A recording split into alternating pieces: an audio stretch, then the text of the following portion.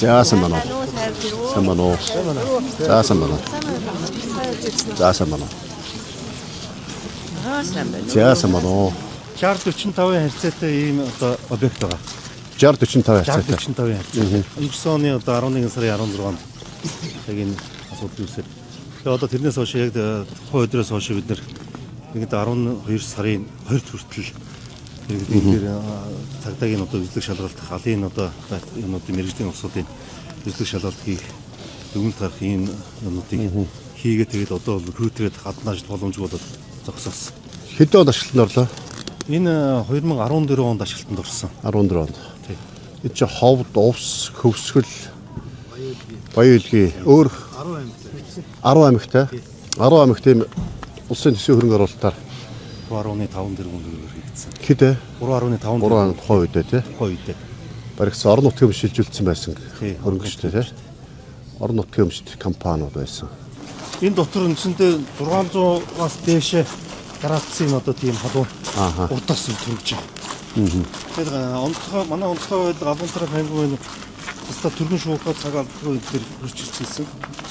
Яг минут 40 секундын дотор мэдээлэл ирээд Сайхан үлцгөөж гинөө. За та хэд маань За наашаа одоо яа. яг ингэж контор тавьчихсан байна тий. өөрсдөө ингээд одоо халаалтын одоо нэг тэм энерги юм одоо шийдээд явж байгаа. Одоо яг энд хэдэн ажлын бэр бий болсон байна? Энэ дээр одоо 47.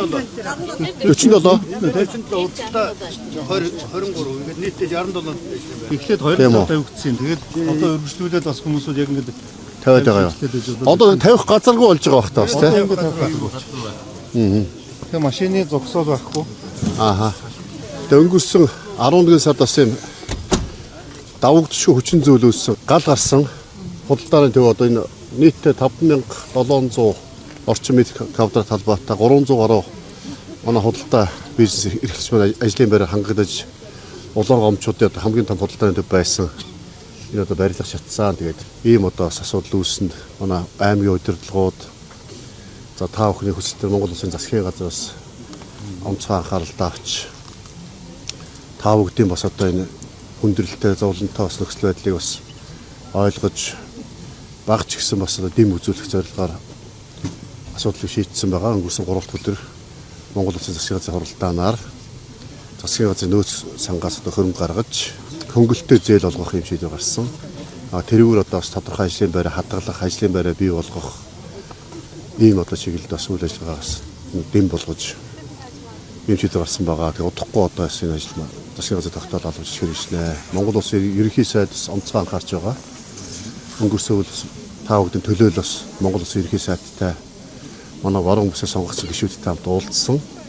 За энэ уулзалтын үр дүн одоо бас албан ёсоор албаж гарсныг та бүхэнд бас дуулгая. Бүр засгаас болон аймгийн удирдлагуудаас бидний дэмжиж ажиллаж байгаа бидний үйл ажиллагааг ингэж ойлгож байгаад маш их талархаж байна.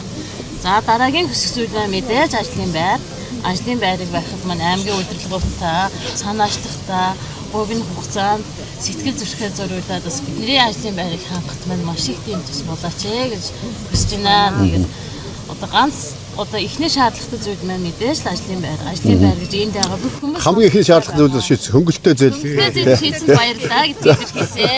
Энд итгэх зүтгэлээ гаргаж ажилласан маш их баярлалаа. Хөнгөлөлтөй зээлийн асуудал манлайлал нь ажилласанд бас их баярлж байгаа шүү. Ялангуяа засгийн газрын хэлэх газрын дарга Монгол Улсын сайд хэм бүсэгт танд болно. За манай Монгол Хувьс аймгаас сонгогдсон Баруун бүсээ сонгосон гишүүд манаас тий. одоо бусад 10 гишүүн түүний дотроос одоо Заяавал гишүүн, Тагтэр гишүүн гэдэг бүх гишүүдээ байсан талхсыг маань бас дамжуулж өгнө.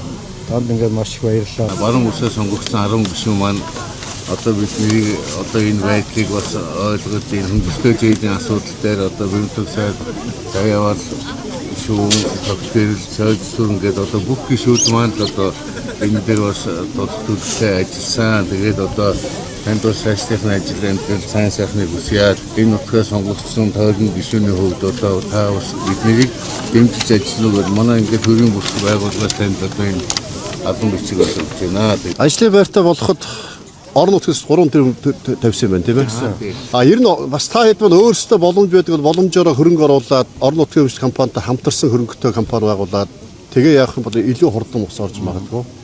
Тэр газрынхаа асуудлыг хурдан шийдэх хэрэгтэй. Энэ дээрээ барих уу эсвэл өөр газар барих уу гэдэг маш хурдан шийдээд та бүхэн хөрөнгө нэмэрлээ. Засгийн газраас бас бололцоо боломж байлс хөрөнгө тийм үү? Нэмэрлээд ингээд хурдан барихт бол бүгдээр л хамтарч ажиллах хэрэгтэй байна. Газраа шийдэх хэрэгтэй. Газар дээр ямар хуу барилга барих уу гэдэг зураг төсвөө хийх хэрэгтэй. Тэр зураг төсвөө чи хараад нөгөө техник эдийн засгийн үндэслэл бүх тооцоо судалгаа хараад ир чинь 3 давхар байх уу, 5 давхар байх уу, хэр талбайтай байх уу, одоо ажлын байрг болсон 300 иргэндээ зориулж барих уу, эсвэл өшөө том барих уу гэх тээ. Энэ юмудаа та бүхэн мань өөрсдөө тэн дотор та бүхэн ажиллах учраас орон нутгийн өмч компаниудад хамтарсан, хувийнхнаа хамтарсан компаниудад ажиллах учраас та бүхэн өөрсдөө энийг хурдан шийдчих. Тэгээд тодорхой зураг төвчтэй болоод яг ийм хөрөнгө хэрэгтэй боллоо гэх үед нь одоо бид нэр засгийн газар ямар хуу байдлаас тээ анхаарч дэмжиж үзүүлж болох уу гэдэг дээр биднээс эргээ ярилцъя. Хувцас 2 лангуу барах. 2 лангуутай байсан уу? 2 лангуу барах. Одоо хувцас жоохон багасгацсан юм байна тий. Хувцас багасгасан да. Сандас баярлаа. Одоо эргэлтийн хөрөнгө мөнгө төгрөгийн асуудал шийдэх таныг бас нөлөөлсөн баруун бичгийн тойрог сонгогдсон гишүүд бол нөлөөтэй ажиллаж өгсөн гэсэнд бас баярлж байгаа гэдгээр күвээсээ болон нийт төрөөслөгчтэй өмнөөс баярлснаа илэрхийлье. Хүнд ч ирж болох гай зовлон шүү дээ. Тийм болохоор бид ойлгох хэрэгтэй тий. Ирүүл яхаар болох ах уу? Тийм ээ. Ястай юм тий. Бас хугацаатай тий. Гой яг өөдөр байгаа их яг зөв байна тий. Эргэх хөрөнгө оруулахад бас бичлэн сэтгэл зүтгэл гаргаж тусалсан бид өхөн маш их баярлж байна. Бид нарыг дахиад ажлын байртаа шинэ байртаа болгоход та минь анхаарнаа тий. аймгийн өдөрлөгтэй нийлээд бас тий тэглгүй авах тий. Асуудлыг бол маш сайн ойлгож байгаа зовлонг. Тийм болохоор хурдан ажлын байртаа болгож бас илүү одоо хуучин нөхцөл байдлаа сэргээж ажиллахад нь бол бид онцгой анхаарч ажиллаа. баярлалаа. За